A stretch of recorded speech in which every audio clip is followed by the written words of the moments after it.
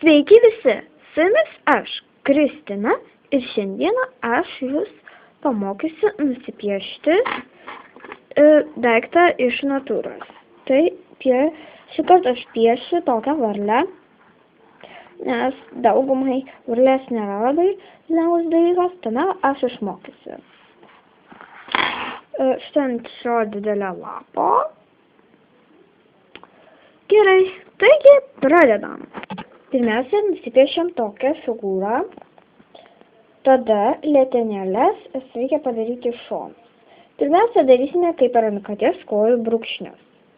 Štai varlės kojos turi būti maždaug tokios. Čia yra iš tikrųjų ne kojos, bet tik brūkšniai, kur turi būti kojos. Taip toliau ją reikės papuošti deimantais, nusipiešti liniją ir visa kita. Pradžių reikia padaryti štai tokias linijas, tada apvesti kojas ir padaryti netokius brūkšnius. Tai maždaug taip. Paskui ant kiekvienos kojas nusipiešti tokias 4 linijas.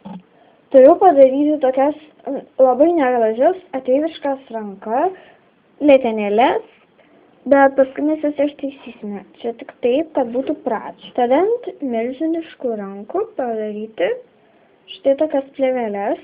Paskui mes, aišku, tą ranką palyginsim, nes dabar labai neproporcinga. Reiks padidinti čia, kažkur čia. Svarbiausia padaryti maždaug tiek, kad čia būtų toks tarpas. Ir čia panaikinti su trintuku. Jau, matot, varlė išeina daug gražesnė. Tai, aišku, reikės akių. Šiek tiek. Žodžiu, reikia ją padaryti tokią kaip čia.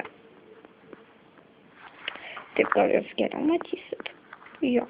Čia yra telefono pakabukas.